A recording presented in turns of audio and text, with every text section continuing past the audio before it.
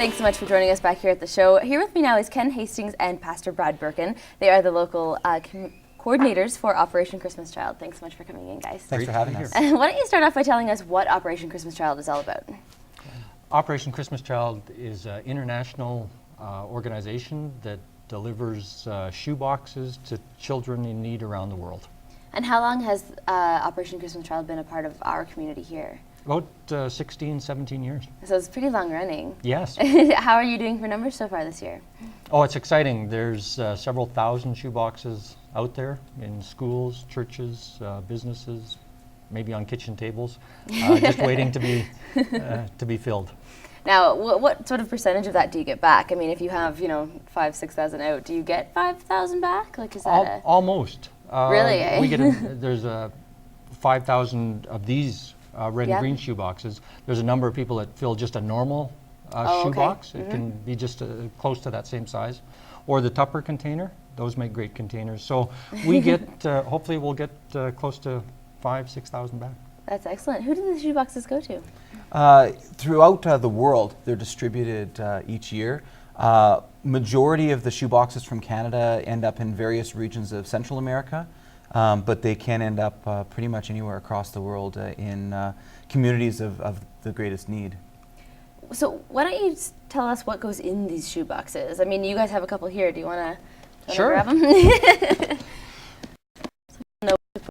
So Tupperware is also acceptable. I guess the most important thing is the toy. And that's something we saw in Costa Rica this year, wasn't it? Yeah, very much so. We had the opportunity to deliver some shoe boxes when we were in Costa Rica this past summer. Yep. And many of the children, this will be not only the only Christmas gift they've ever received, but the only toy they've ever had.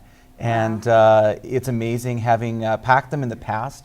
I used to think that the important things were school supplies and a toothbrush and those items, and yet for the kids it was all about having a toy. Right. Whether it's some of them had a soccer ball that wasn't inflated and a pump inside, or a stuffed toy or something, and that's what the kids gravitated to first. Now, we used to do these in my family when I was young as well, and I used to think toothbrushes and sort of hygienic products were fairly lame presents.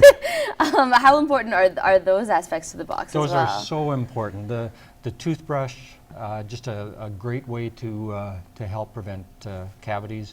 Bar of soap, maybe a face cloth. Personal hygiene items, so important. School supplies, pencils, there'd be a notebook, that type of thing.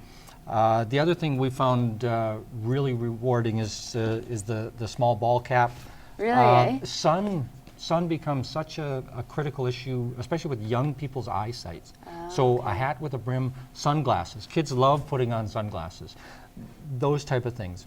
A few hard candies, a picture, and a note. And that's a really important one, and one that actually, when I've packed shoe boxes in the past, have never done. But having just a short letter telling a bit about yourself and your family, a picture of your family, they love to know where this came from. And we had a unique opportunity where a child had a letter in the shoebox, and we were able to have a translator read it for them, and they were so excited to know about the people who sent this box. For you guys, and regulars of the program, this becomes sort of a Christmas tradition. Why should people maybe start making this a tradition? I think it's a great way where, as a family, you can go out and do something which for us is a really small thing. You can fill a shoebox for a relatively small amount of money, but it makes an incredible difference to somebody else. So it's a great way to even teach your families, or just to experience as a family, that ability to make someone else's Christmas better. Thanks so much for coming in, guys. It's been a pleasure to have you. Thank you for having us. Thanks a lot. This has been our conversation with Ken and Brad, local representatives for Operation Christmas Child. Coming up, looking for a little more than just trick-or-treating? A tour of a haunted house is next on Around the Region.